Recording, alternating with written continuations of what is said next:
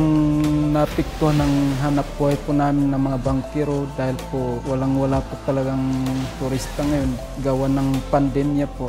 Walang magawang hindi kami nakapagtrabaho, nagka-utang-utang dahil sa pandemic. Sobrang naapektuhan kaming mga surfer kasi halos dito na lang kami kumikita ng pagkain namin.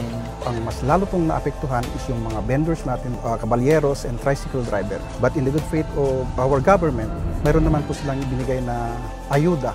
Ang pinagmamalaki ko po dito sa bansa natin ay punong-puno po tayo ng kultura at hospitality po matulungin, palakaibigan at siyempre po mababait po tayong mga Pilipino. Ang pinaka-proud of ko sa pagiging Pilipino, tayo ay merong katatagan ng kalooban na lumaban sa ating kakaibang klase ng laban. Sana kahit matapos na itong pandemya, ituloy-tuloy po natin yung magandang kaugalian na yon.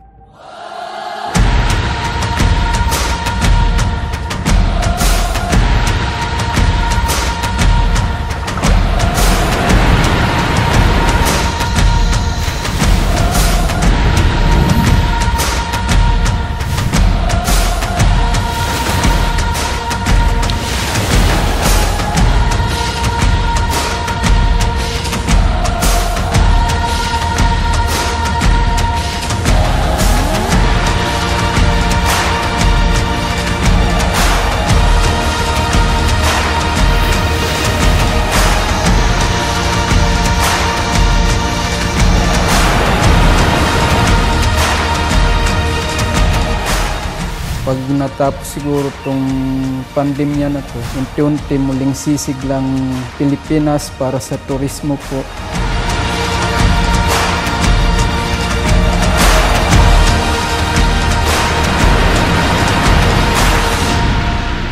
Ngayon na nagkakaroon na ng linaw ang bagay na ito, unti-unti nang nakikita natin sa mukha ng mga tao ang kislap ng kanilang mga mata at ngiti.